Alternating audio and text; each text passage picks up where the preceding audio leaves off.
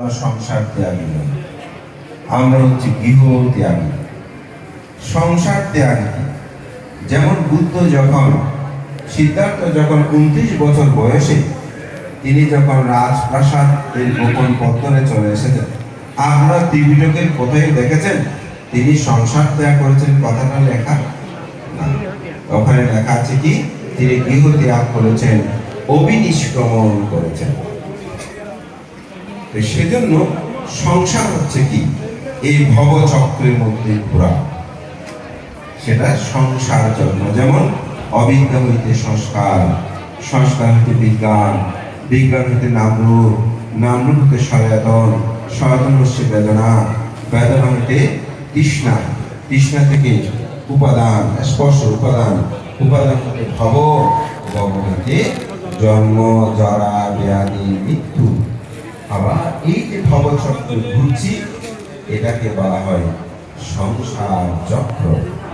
তো বুদ্ধ 29 বছর বয়সে তার রাজকুমার সিদ্ধার্থ তিনি কি ত্যাগ করেছিলেন? গৃহ ত্যাগ করেছেন। তো সংসার কখন ত্যাগ করলেন? বুদ্ধত্ব লাভের পর তিনি বললেন, হে গৃহকারক, তুমি এই সংসার রচনা করার জন্য তোমার সন্ধান করতে গিয়ে আমি পুরো জন্মগ্রহণ করেছি। সেই জন্মগ্রহণের সমস্ত উপকরণ আমি ধ্বংস করেছি, নিরোধ করেছি। তুমি পুনর্বার আমাকে আর রচনা করতে পারবে না। আমার সমস্ত আশা ও তৃষ্ণা বিসংখারা গাতা চিত্তাং আমি চিত্ত থেকে ছেদন করেছি, নিরোধ করেছি, ধ্বংস করেছি। এখানেই বলতে আনন্দ, উল্লাস অথবা এটাকে উদান কথা বলা হয়। তা আমি মনে করি যে বুদ্ধ এই কথা থেকে স্পষ্ট প্রতীয়মান হয়, সেটা হচ্ছে কি বুদ্ধ জন্মান্তরবাদী ছিলেন। বুদ্ধের এই কথা থেকে স্পষ্ট প্রতীয়মান হয় বুদ্ধ জন্মান্তরবাদী ছিলেন, অর্থাৎ তিনি জন্মান্তর বিশ্বাস করতেন এবং এই জন্মান্তরকে বিরোধ করা হচ্ছে বুদ্ধের ধর্ম দর্শন। কিন্তু আজকে আধুনিক বিশ্বে এসে শুধু গায়ক নয়, আমাদের মধ্যেও কিছু ভিক্ষু যাদের বিশাল গ্রন্থ প্রকাশনা আছে, তাদের বিশাল প্রাতিষ্ঠানিক স্বীকৃতি আছে, দেশে বিদেশে তারা সর্বদিকে সমাদৃত, তাদের অসংখ্য বইয়ে জন্মান্তরের কথা আছে। কিন্তু তারা যখন জন্মান্তরটাকে বুঝাতে চায় যে একটু আগে যে দুঃখটা উৎপন্ন হয়েছে এটা জন্ম, এটা যখন একটু পরে নিমিত হলো, এটাই হচ্ছে জীবন। অর্থাৎ এখন উৎপন্ন হয়েছে, এখনই মৃত্যুর পরে আর কোনো জীবন আছে বলে তারা বলতে চান, সে অর্থে নাকি জন্মান্তর নয়। আমি এটি অবাক হলাম, এটি কেমন কথা? আমাদের পরম শ্রদ্ধেয় অখিল ভারতীয় সংঘনায়ক আনন্দ মিত্র মস্তরী তিনি একটি খুব সুন্দর উপমা তৎকালীন সময় দিয়েছেন। তিনি বলছেন, যিনি বুদ্ধাং শরণং গাচ্ছামি বলেন, তিনি তো জন্মান্তর বিশ্বাস না করলে বুদ্ধাং শরণং গাচ্ছামি বলতে পারে না। কেন পারে না? কারণ বুদ্ধ হতে হলে তো 4 অসংখ্য লক্ষাধিক কল্প, অথবা 8 অসংখ্য লক্ষাধিক কল্প, অথবা 16 অসংখ্য লক্ষাধিক কল্প তাকে পারমে পূর্ণ করতে হয়। তাই তো বুদ্ধের স্মরণটা তার যথার্থ হয় না। সে বুদ্ধ আবিষ্কার করেছেন ধর্ম, সে বুদ্ধ আবিষ্কার করেছেন সঙ্গ। তো যেখানে তিনি বুদ্ধের স্মরণ যথার্থ নয়, সেখানে সঙ্গ স্মরণ কিভাবে হয়? অথচ তারাই তাদের লিখিত 1-2টা গ্রন্থ নয়, 30-32টা গ্রন্থে সেখানে জন্মান্তরের কথা বলে। মানুষকে জন্মান্তরে মা বাবাকে পুণ্যদানের জন্য সংজ্ঞাদান অংশগ্রহণ করে, সংজ্ঞাদানের মধ্যে দান ধর্ম গ্রহণ করে, কঠিন জীবন দানও করে, ভিক্ষু জীবন যাপনও করে। তাহলে সে মানুষ যদি জন্মান্তর নিয়ে প্রশ্ন করে, আমাদের সমাজ কোথায় যাবে?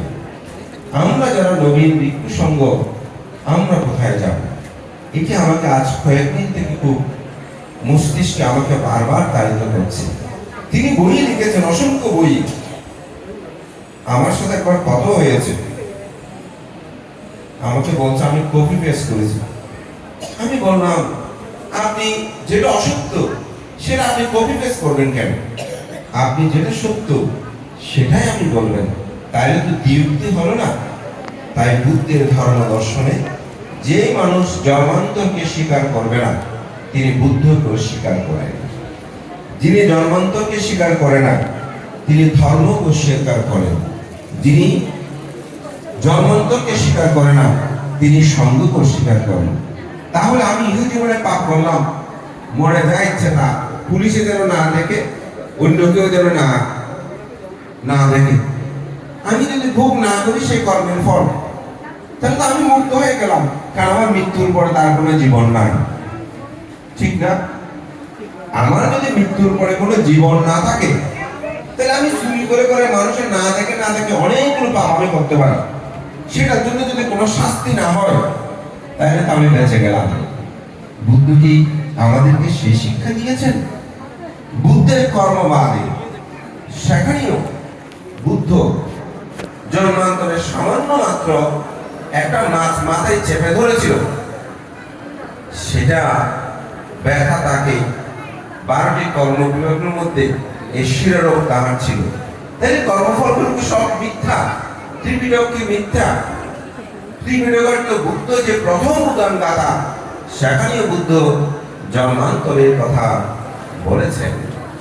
এবং পৃথিবীতে যত গান, কবিতা, সাহিত্যিক আছে, তাদের প্রতিটি লেখায় আপনি দেখবেন শতকরা 90% জন্মান্তরের আবেগ নিহিত রয়েছে। তারপরে আসক্ষয় জ্ঞান, যেটা কার্যকারণ, ওই যে আমি শুরু করে বলেছি সংসার ভবচক্র কিভাবে ঘুরছে, কিভাবে তার থেকে নির্মিত হয়। তো যদি আমি জন্মান্তর বিশ্বাস না করি, বুদ্ধত্ব আমাদের প্রশ্নবিদ্ধ, ঠিক না? দ্বাদশ বিহারের সেই অবিদ্যা সংস্কার বিপত্তি, চিত্তের মধ্যে কোনো লোভ দেশ মোহ আনতে পারবেন না। এই একটা জীবন দান করা আর আপনাকে করতে হবে না। দৃষ্টি বিপত্তি, এই বান টোনা দারু, এগুলোতে বিশ্বাস না করে পোড়া মোড়া, এগুলোতে দূরে আবদ্ধ বিপদ মনে করে এটা আমাকে মুক্তি দেবে, সেটা না। বুদ্ধ ছাড়া, ধর্ম ছাড়া, সঙ্গ ছাড়া আমাকে